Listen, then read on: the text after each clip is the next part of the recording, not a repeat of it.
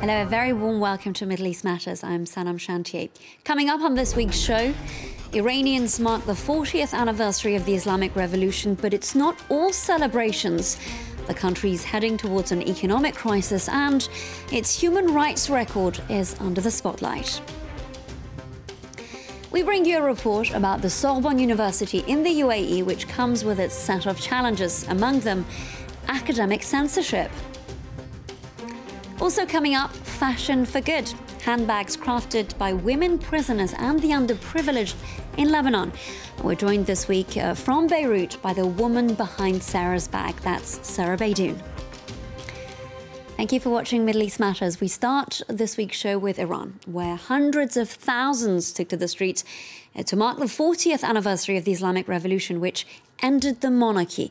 This year's celebrations, however, come amid escalating tensions with the US, as well as criticism over the Islamic Republic's repression of its opponents and human rights record, which some critics say is no better than it was under the Shah. France 24's Catherine Viet takes a closer look at a report recently published by media rights group Reporters Without Borders. This museum in Tehran used to be a prison during the rule of Shah Mohammad Reza Pahlavi. The Savak intelligence service initially targeted communists, but along with the secret police soon swept in anyone critical of the Shah's rule. As these exhibits show, torture was widespread. Critics of the current government say freedom of expression has hardly improved since the Islamic Revolution swept to power 40 years ago.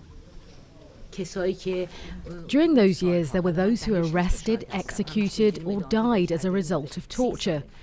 I was witness to the 80s, but of course, this had continued over time, over 30 years. There's no record of their names anywhere, and this is very important. NGO Reporters Without Borders says it received documents from a whistleblower detailing widespread detentions of a range of citizens, including minorities, government opponents, and journalists in the first 30 years following the revolution. After months of verification, we have identified in the 1.7 million records the cases of at least 61,940 political prisoners during the period of 1979 to 2009. Only in Tehran. We have found 860 journalists were pursued, arrested, and imprisoned between 1979 and 2009. Iran has come under increasing international criticism over its continued detention of activists, academics, environmentalists, as well as dual national individuals. According to Amnesty International, more than 7,000 political activists and others critical of the government were arrested last year. Over half of those detained took part in recent anti-government protests. The scale of the arrests, imprisonment and flogging sentences reveal the extreme lengths the authorities have gone to in order to suppress peaceful protesters. Iranian authorities denied detaining political prisoners. Tehran has denounced UN resolutions on the country's human rights situation as being politically motivated. Over to the UAE, where an education revamp is currently underway. Among the already existing options for both local and foreign students, the Sorbonne Abu Dhabi, a French-language university.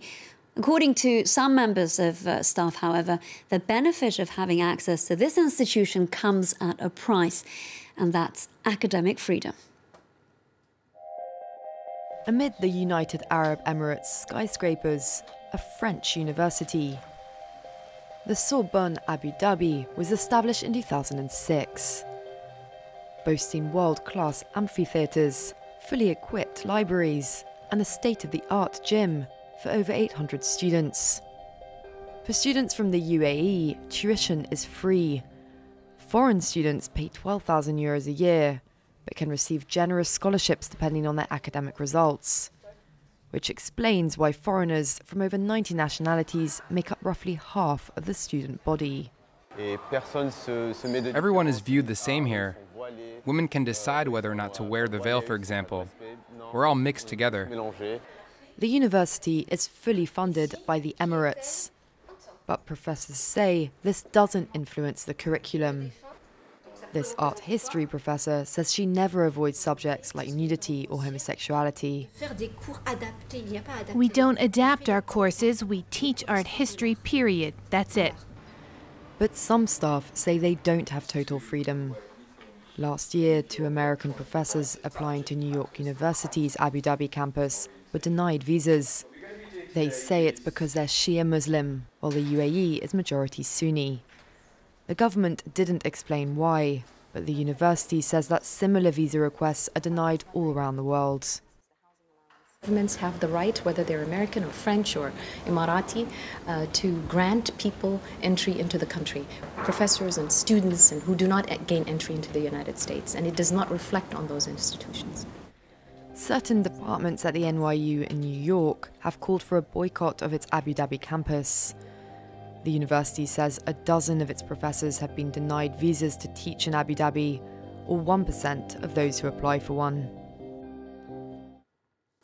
Now, at times here on France 24, we report on allegations of abuse and low pay against fashion companies. This time, we're bringing you the polar opposite, what's referred to in the industry as ethical fashion, one that's helping underprivileged women and prisoners in Lebanon. And we're joined by the brains behind that project, that's Sarah Beydoun, to talk about the rather praiseworthy brand that's Sarah's Bag. Sarah, thanks so much for being with us here on Middle East Matters. Sarah's Bag started as a project to help female prisoners learn a craft. How did the idea come about? Well, I studied sociology and did my thesis about prostitution and spent like 6 months in Dar al-Amal, an NGO that cares for women in very difficult situations. So I was really impacted by how much they had difficulties to reintegrate into society, and that how difficult it is for any woman who doesn't have any skill to be able to work. So I couldn't just turn my back and like continue my life normally. And I said maybe I could do something and help. And so I started a small social project teaching women different crafts and empowering them by doing this. Now, can you tell us about some of the women that you met at the Dar al-Amal NGO, those that firstly obviously inspired you to launch this brand, but also how your business has now impacted their lives? Definitely. I wasn't able to like walk away from these women. I spent so much time with them, and then later on I was given a pass to enter the Babda prison, and this is where my project started. So these women were all underprivileged women in need who had no skills. So by offering them work, we'd help them have an income and better their lives. Like some of the stories, like I have women who have been working with me for such a long time, and now they're all very empowered women, and most of them work, and like it shows in all their families. They spend the money on the family, they educate their children, and so on.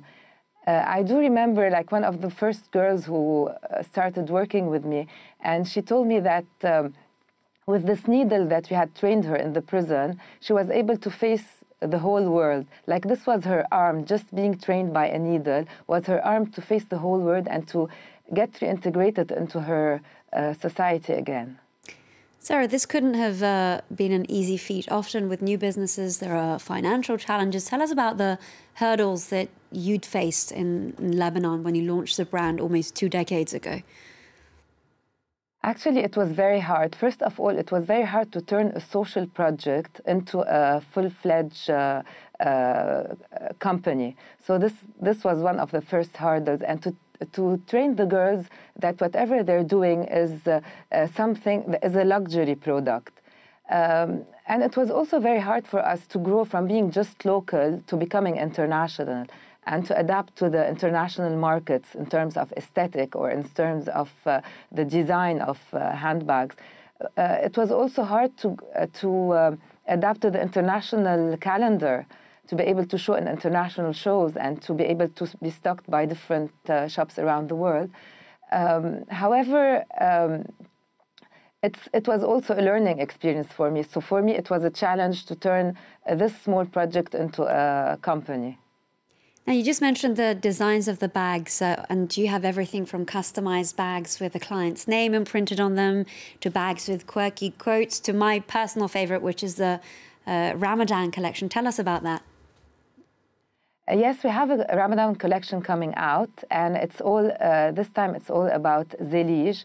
It's the art of mosaics, and we started producing a Ramadan collection last year, and we got a lot of very good feedback about it, and not mainly from the Arab world, but really from the international markets. People are loving this product that reminds them of their culture, but at the same time is quite trendy and fashionable, and could be worn everywhere. Now, Sarah, you just mentioned the international market, and actually your bags have been worn by a number of very high-profile women like Beyoncé, like Amal Clooney.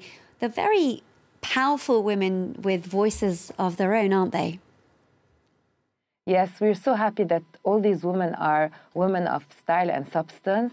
Like, they wear the things in a very nice way, but also they have something to say. And I'm very sure that all of them are support the condition of women, and they're very happy that they're contributing to the project. Sarah Beydoun, I'm afraid that's all we have time for. Thank you so much for speaking to us here on Middle East Matters, and thank you for watching this edition of the show. Of course, you can reach out to us on Facebook and Twitter. That's Middle East Matters, France 24. Thank you for watching again.